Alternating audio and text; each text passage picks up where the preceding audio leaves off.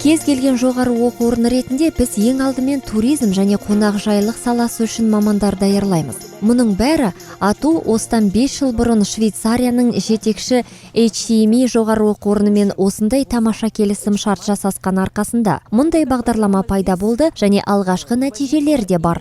Біздің кластердегі рөліміз бұл әрине кадрларды дайындаудан басқа кез келген жоғары оқу орнымен зерттеулердің рөлі және туризм үшін қызықты, қазір өте өзекті жобаларды дамыту. Міне, осыларды біз өзіміздің міндеттеріміз деп санаймыз. Швейцария мамандарының, әріптестеріміздің көмегімен туризмді зерттей отырып, біз әрине көп нәрсені біліп, көптеген жаңалықтар аштық.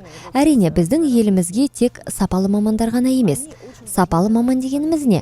Бұл біріншіден тәрбиелі адам. Біз жеке тұлғаны тәрбиелейміз. Біздің ісімізде құмарлықсыз, іске адалдықсыз табысқа жету мүмкін емес. Бұл адамдар технологиялық және идеологиялық тұрғыдан дайын болуы тиіс. Бірақ идеологиялық алаңда жұмысты анықтау өте аз. Және кластер туризмді сол жолдармен дамытып қана қоймай, инфрақұрылым оны бәрі біледі. Бірақ адами капитал идеяларға байланысты.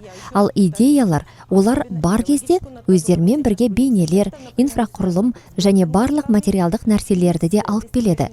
Идея бар болғанда осының бәрі тартылады. Сондықтан да мәдениет пен мәдени жұмыстар біздің еліміз үшін өте маңызды. Оның ішінде кластер кадрларды, мамандарды даярлаумен және қазірдің өзінде жұмыс істейтіндердің дайындығымен айналысуы тиіс. Туризм нарығында жұмыс істейтіндердің көмек көрсетуімен айналысу қажет. Әрине, мәдени алаңда да жұмыс жасау қажет. Біз бірлесіп жұмыс істеуге тиіспіз. Туризм барлық саланы қамтиды. Тағы қайталап кетейін, біз қазір жұмыс істеп жатқан идеологиялық тұрғыны да қамтиды.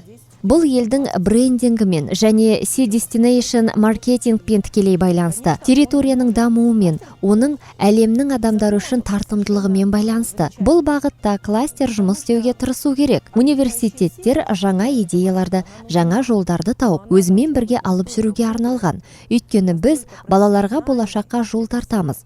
Осында біздің студенттерге біз оларға бәрін береміз. Негіздерден бастап, біздің болашақта қолымыз жететін биік әдемі идеяларға дейін. Ал стратегияны 10-20 жыл алға пысықтау керек. Әрине, кластердің мүмкіндігі бар. Кластер керемет ойластырылған. Өйткені бұл нарық үшін біріктіруші күш қажет. Бірақ ол соншалықты дана, кәсіби болу керек. Сонда ол нарықтың барлық ойыншыларын қозғауға қабілетті болады. Өйткені біздің қоғам аумақтық себептерге байланысты жеткілікті түрде шашыраңқы орналасқан. Біріктірген адам барлық процестерді түсінуі тиіс. Ол өте сауатты және жауапты болу керек.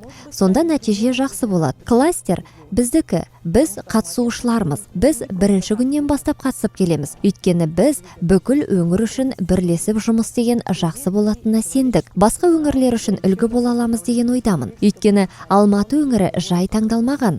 Туристік кластерді дамыту үшін мұнда барлығы бар. Мұнда адам әлеуеті жақсырақ дайындалған. Ал біздің туризмнің гуманитарлық бөлігі әлі аз зерттелген. Ол туралы түсінік аз. Мұнда да бізге бірге көп күш салу керек. Сондықтан кластер, біз оны осында бірге жасай аламыз деп үміттенеміз.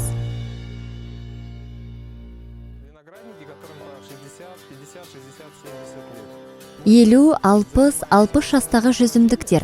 Біз негізінен ірімшік жасаумен айналысамыз. Шарап жасау үшін ресми болу, заңнаманы ырықтандыру керек. Өкінішке орай бізде шағын шарап жасау кәсіпорындарының құқығы жоқ. Олар шарап жасауға құқылы, бірақ сатуға және өткізуге құқығы жоқ. Сондықтан мұнда туризмді дамыту шеңберінде, туристік кластерді дамыту шеңберінде осы мәселені ырықтандыруға тырысу міндеті тұр. Өйткені Грузия, Армения, Молдова, Украина елдерінде және ішінара Ресей Федерациясында бұл шағын шарап өнеркәсіптері бәрі үшін жеңілдетілген. Онда бәрі оңай. Егер сізде жүзім болса, егер сіз жылына 10 000 бөтелке жасасаңыз, онда сіз өте қарапайым жүйе бойынша жұмыс жасайсыз. Иә, сені санитарлық ережелер мен нормалар бойынша қадағалайды. Бірақ бұл бизнеске кіру оңай. Бұл үшін қам жемейміз. Кластер бұл мақсатмен идеясы бір қоғамдастық. Әр түрлі методологиямен, бірақ жалпы бір бағытта. Туризм кластері дегеніміз не? Ең алдымен өзіңізге шырғаланып қалмау, ақпаратпен бөлісу, неғұрлым көбірек ашылу. Сонда кластер анық, ашық және танымал болады. Оған сыртқы клиенттер көбірек назар аудара бастайды. Мұның бәрі басталған кезде механизм өмір сүре бастайды. Мысалға сол Грузияны алайық. Ол шараптың тарихи отаны екені түсінікті. Тарихи отан болып келмейтін елдер де бар. Біз олардың біріміз. Бірақ біздің есік аймағы 60-70 жыл бойы өткен ғасырдың 30-шы жылдардың басынан осында үлкен аумақтар отырғызылып, көп тәжірибе жинақталды. Кеңес кезеңіне дейінде бұл жерде сондай тәжірибе болды.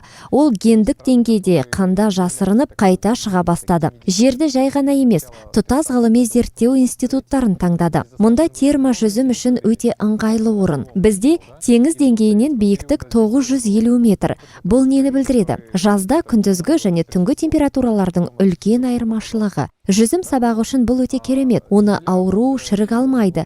Іс жүзінде заңды өзгерту, өзгерістер енгізу қажет. Бұл алкоголь өнімінің айналымы туралы заң, кәсіпкерлік кодексі тек жеке кәсіпкерлерге ғана емес, сонымен қатар қарапайым адамдарға шарап жасаумен айналысуға мүмкіндік беру қажет. Салық кодексінің бөлігінде кіріс кедергісін азайту. Тек жасап шығаруға арналған құқық үшін ғана жыл сайын 7 миллион теңге, 4000 айлық есептік көрсеткіш төлеу қажет.